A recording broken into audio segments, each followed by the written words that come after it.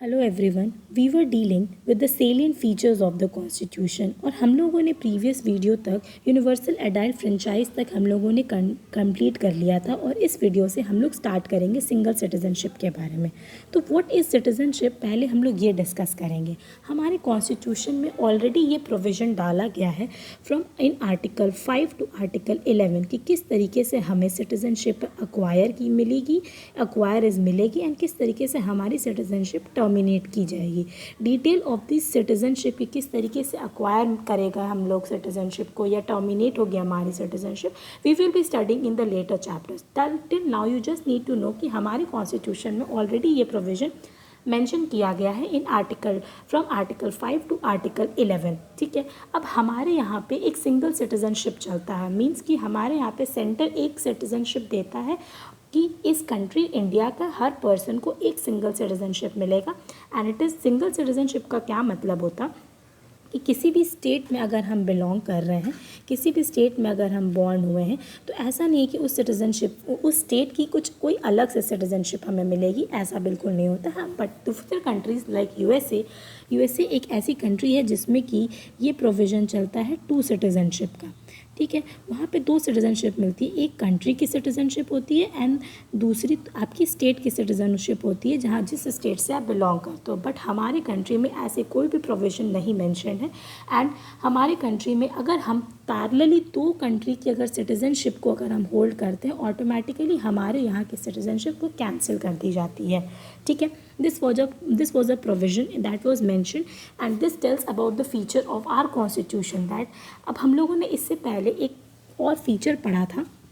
I think you all remember that federal system with unitary bias.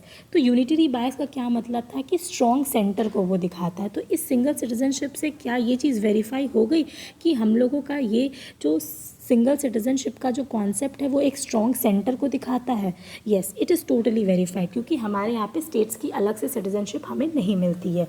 Okay, so next we will be moving towards independent bodies.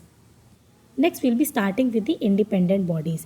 हमारे यहाँ पे हमारा Indian constitution provides not only legislative, executive and judicial organs of the government. सबसे पहली बात, government की 3 organs होते हैं और वो 3 ऑर्गन्स क्या हैं? लेजिस्लेचर जिसके पास लॉ मेकिंग पावर होती है, ठीक है, एग्जीक्यूटिव जो लॉ को इम्प्लीमेंट करवाता है, ठीक है, इट्स आई इम्प्लीमेंट कराता है, एंड जुडिशरी जो कि आप बहुत अच्छे से पता है कि किसी भी हम जुडिशियल फंक्शंस क्या होते हैं, किसी भी क्राइम के लिए हम रिपोर्ट कर सकते हैं, हमें वहाँ पे जस्टिस मिलती है। तो ये 3 बॉडीज़ के अलावा हमारे यहाँ पे कुछ इंडिपेंडेंट बॉडीज़ भी बनी हुई हैं and those independent bodies are, some of the bodies are constitutional bodies and some are non constitutional bodies. ठीक है, ये 2 टाइप की बॉडीज़ हमारे यहाँ पे प्रिवेल करती हैं। अब कुछ कॉन्स्टिट्यूशनल बॉडीज़ की अगर हम बात करें तो इलेक्शन कमीशन ऑफ इंडिया, जिसके पास प्रोविज़न होता है to conduct the elections of state legislature, parliament होता है, स्टेट लेजिस्लेचर होता है, फिर आपका प्रेसिडेंट का इलेक्शंस को कंडक्ट कराया जाता है, वाइस प्रेसिडेंट के इलेक्शन को कंडक्ट कराता है। ठीक है, कैग भी एक कॉन्स्टिट्यूशनल बॉडी है and it is independent body. ये रिस्पॉन्सिबल होती है ऑडिटिंग करने के लिए एंड कैग एक लौती ऐसी बॉडी है जो कि सिर्फ सेंटर पे बनी है एंड वो स्टेट के भी काम को करती है। ठीक है, नहीं तो बहुत सारी ऐसी बॉडीज़ है कि स्टेट पे भी अलग है एंड सेंटर पे भी, ऐसे election commission, state election commission भी बना हुआ है। ठीक है, and union public service commission is another constitutional body, जैसे कि यूपीएससी, जैसे state public service, state level पे स्टेट पब्लिक सर्विस कमीशन है, वो रिक्रूटमेंट का काम करती है। ब्यूरोक्रेट्स जो आज हम लोग ब्यूरोक्रेसी में जाना चाहते हैं, तो वो रिक्रूटमेंट का काम कौन करता है? यूपीएससी करता है। ठीक है, and so goes with the SPSC, that is state public service commission, जो कि स्टेट लेवल पे वो काम करता है। There are some of the non constitutional bodies as well, जैसे कि एनएचआरसी हो गया, एसएचआरसी हो गया, सीआईसी हो गया, सीवीसी हो गया, and many more are there. So we will be dealing separately with each and every body in the next videos. Okay, but here till now you need to know that there are many independent bodies present and in independent bodies के बारे में, specially the constitutional bodies, non constitutional bodies के बारे में हमारे constitution में mention नहीं, क्योंकि नॉन कॉन्स्टिट्यूशनल बॉडीज़ वो बॉडीज़ होती हैं जो कि एक स्टैट्यूट से बनी होती है। स्टैट्यूट से बनना होता है मतलब कि स्टैट्यूटरी लॉ से बना, तो लॉ पास करके वो बॉडी बनती है।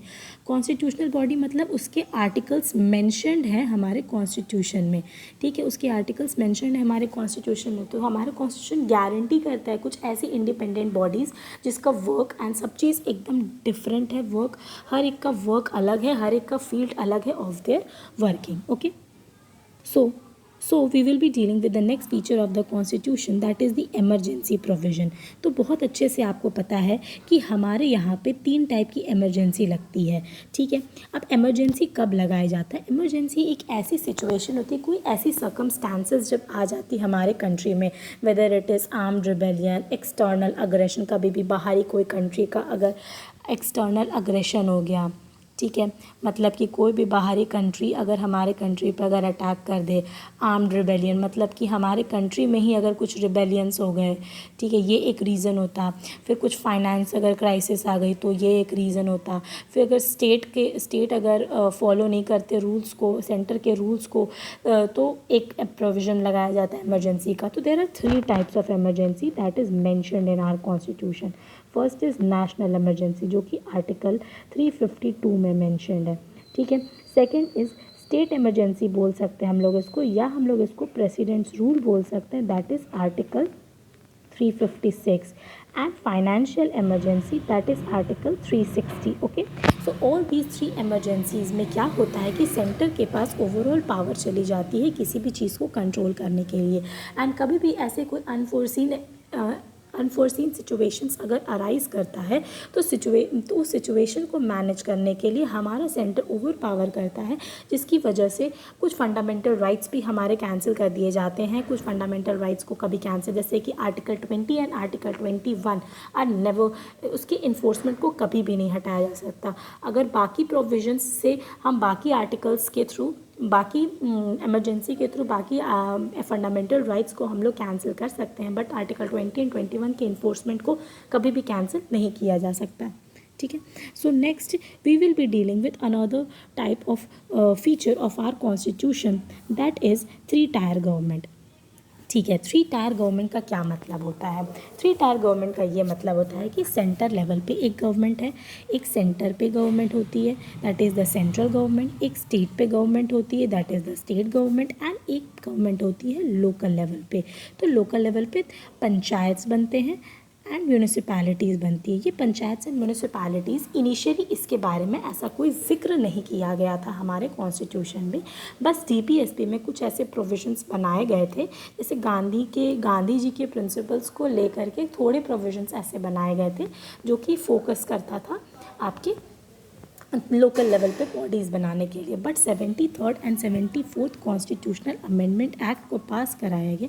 73rd and 74th constitutional amendment act को पास कराया गया, जिसके थ्रू 73rd अमेंडमेंट के थ्रू पंचायत्स बनते हैं एंड 74th अमेंडमेंट के थ्रू म्यूनिसिपैलिटीज़ बनती है, ठीक है। एंड इसको पार्ट 9 एंड पार्ट 9A में डाला गया था, ठीक है। And as I have told you in the previous video कि हमारे यहाँ पे शेड्यूल्स मेंशन होते हैं, तो ये पंचायत के जो शेड्यूल है वो शेड्यूल 11 में वो बिलोंग करता है, एंड म्यूनिसिपैलिटीज़ जो शेड्यूल है वो शेड्यूल 12 में बिलोंग करता है, ठीक है। तो इससे हमें ये पता चला कि हमारे यहाँ पे जो पावर्स होती है वो सेंटर एकदम सिर्फ ओवर पावर नहीं करता है, वो पावर्स को डिस्ट्रीब्यूट करता है। सेंटर कुछ पावर स्टेट को दिया, स्टेट ने कुछ powers local panchayat and municipalities को दिया। ऐसा नहीं है कि स्टेट ने पावर दिया, वो सेंटर ने भी उसको पावर, बिकॉज ये ओवरऑल हमारे कॉन्स्टिट्यूशन में मेंशन है ये प्रोविज़न, ठीक है। So now next we will be dealing with the last feature of our constitution, that is the cooperative society। So cooperative society के बारे में initially हमारे constitution में provisions mentioned थे, ठीक है। DPSP में इसके कुछ provisions mentioned थे, fundamental rights में इसके कुछ provision mentioned थे। अब मैंने अगर बोला DPSP में provision mentioned था, fundamental rights में mentioned था, but actual में क्या cooperative society बनाने के लिए क्या कोई ऐसा provision आया था? तो ऐसा नहीं था कि स्टार्टिंग में ये चीज़ें नहीं आई थी, अमेंडमेंट एक्ट के थ्रू इस प्रोविज़न को डाला गया था, लेकिन उससे रिलेटेड प्रोविजंस मेंशन थे, ठीक है। तो आर्टिकल 19 जो कि है फंडामेंटल राइट, उसमें फंडामेंटल राइट में ये चीज़ मेंशन था कि right to form cooperative societies. ठीक है, आर्टिकल 43B, ये 43B Gandhian principle of DPSP को बिलोंग करता है। ये डीपीएसपी है, ये फंडामेंटल राइट है।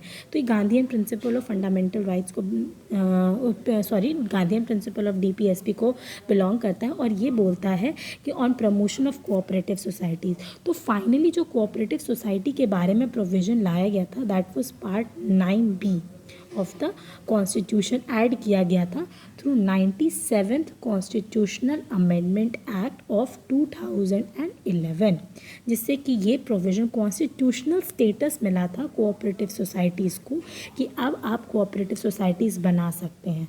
ठीक है, and it empowers the parliament in respect of multi state cooperative societies and state legislatures in respect of other cooperative society to make the appropriate law. हर सेंटर के पास अपना एक पावर होता है कि अगर कोई भी मल्टीपल काम के लिए कोई भी कोऑपरेटिव सोसाइटी बनी है, इनफैक्ट स्टेट के पास भी ये प्रोविज़न है कि अगर किसी भी मल्टीपल काम के लिए अगर ये कोऑपरेटिव सोसाइटी बनी है तो आप उसके लिए लॉ फ्रेम कर सकते हैं।